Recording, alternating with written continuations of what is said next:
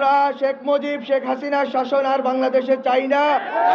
আমরা বাংলাদেশে আওয়ামী লীগের সেই ফ্যাসিবাদী ব্যবস্থা আর চাই না।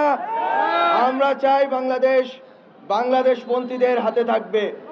বিএনপি জামাত নির্বিশেষে যত রাজনৈতিক দল আছে, ছাত্র সংগঠন আছে, ছাত্ররা আছে, শ্রমিক, নারী, আলেম ওলামা আছেন, সবাই যারা বাংলাদেশপন্থী তারাই বাংলাদেশে থাকবেন এবং এই বাংলাদেশে সুষ্ঠু নির্বাচন প্রক্রিয়ার মধ্য দিয়ে তারা পজিটিভ একটি কম্পিটিশনের ভিতর দিয়ে বাংলাদেশে শাসন প্রতিষ্ঠা করবেন।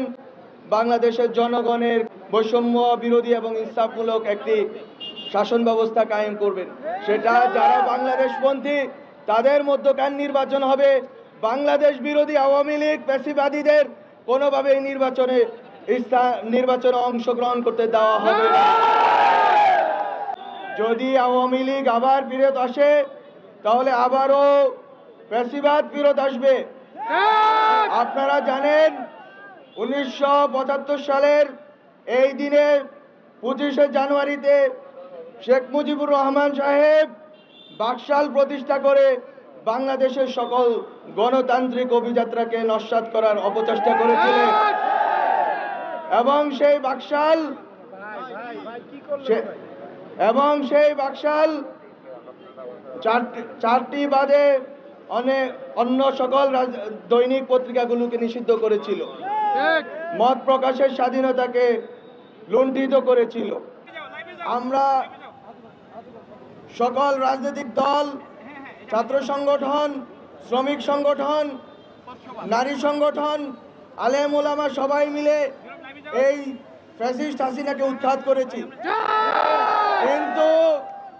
কিন্তু ফ্যাসিস্ট হাসিনা যেই ব্যবস্থার উপরে দাঁড়িয়ে যেই প্রতিষ্ঠানগুলোকে কব্জা করে মানুষের উপরে গণহত্যা চালিয়েছে, নিপীড়ন চালিয়েছে, লুটপাট চালিয়েছে, গুম খুন দর্শন করেছে, সে সকল প্রতিষ্ঠানগুলোকে সংস্কার ব্যতীত আমরা যদি ন্যূনতম সংস্কার না করে নির্বাচন করি তাহলে এই প্রতিষ্ঠানগুলো থেকে যাবে এবং জনগণ কখনোই বৈষম্য এবং নিপীড়ন মুক্ত হতে পারবে না। অগ্রাধিকার রয়েছে খুনিদের বিচার করা, গুম খুনের দর্শনের বিচার করা এবং সংস্কার করা, এবং অবশ্যই সকল বাংলাদেশপন্থী রাজনৈতিক দলগুলোর অংশগ্রহণ একটি সুষ্ঠু নির্বাচন উপহার দেওয়া বাংলাদেশকে। গত 16 বছরে যেটা সম্ভব হয়নি।